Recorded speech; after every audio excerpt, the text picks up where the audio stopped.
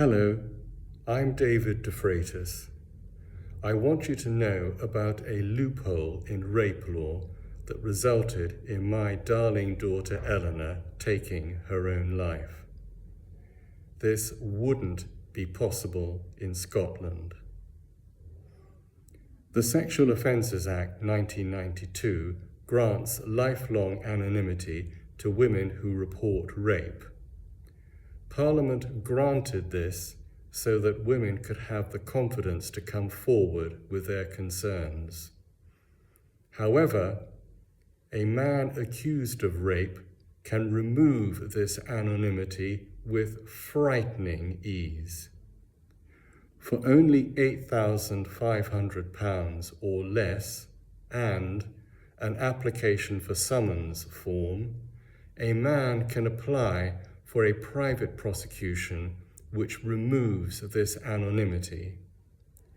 All he has to do is make the following statements. I didn't rape her.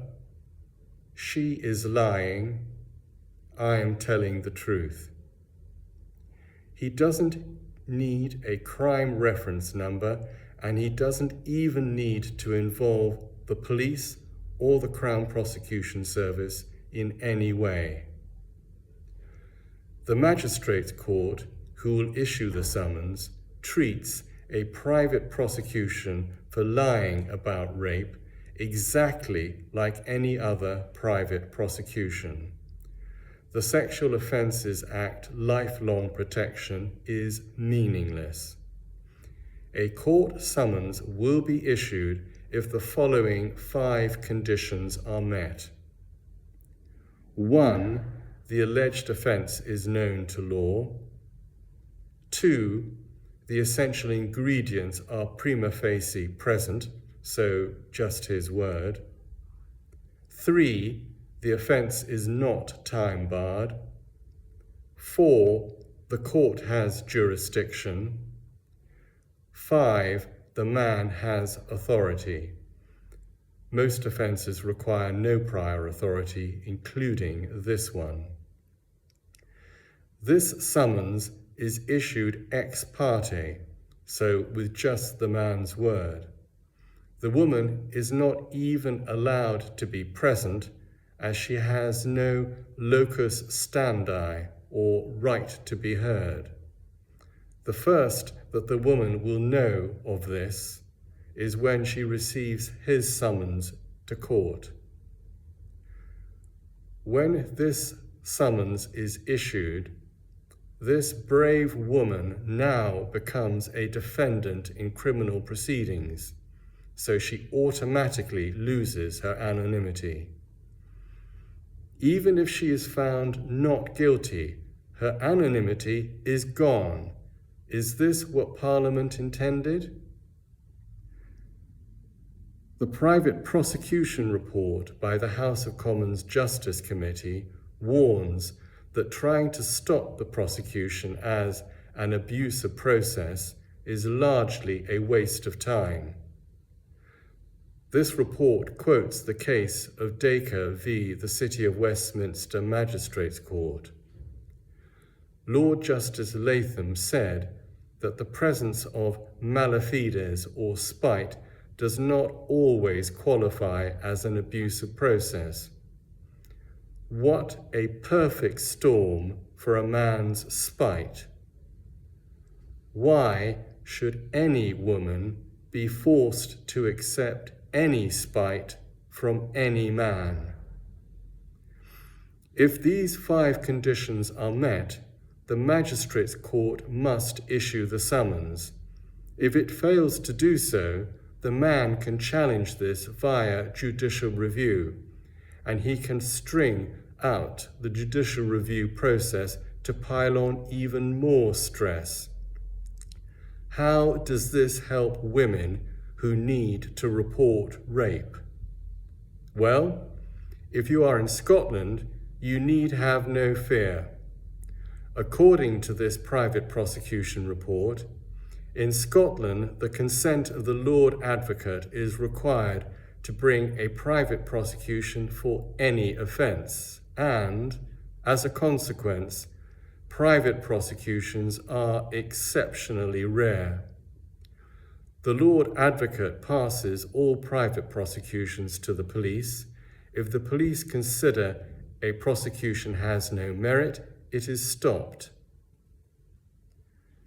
The police did not support Alexander Economou's private prosecution of my daughter Eleanor for supposedly lying about her rape allegation against him, and they made this very, very clear.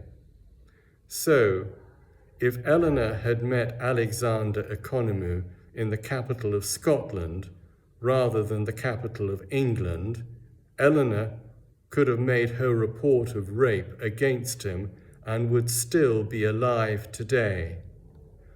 Why can't all women in the United Kingdom not enjoy the same rights as the women of Scotland?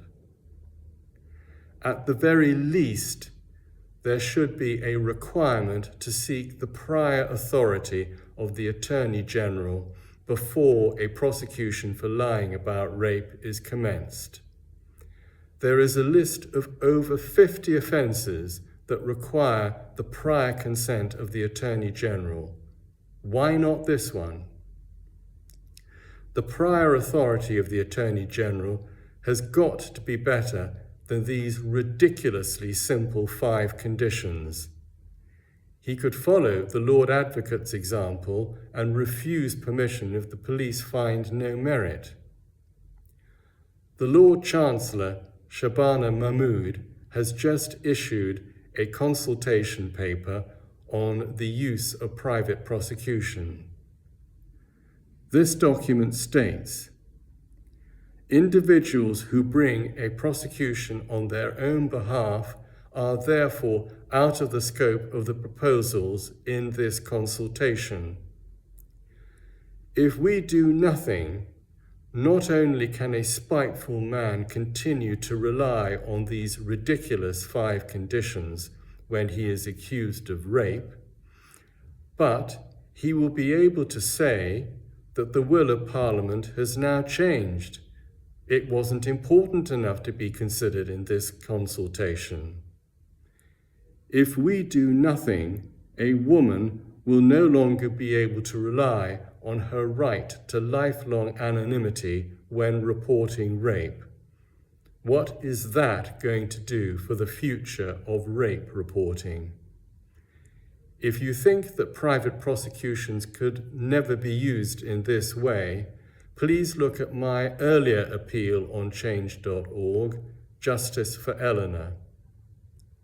Please sign this petition to call on Shabana Mahmood to require all private prosecutions for supposedly lying about rape or serial sexual offences to obtain the prior authority of the Attorney General.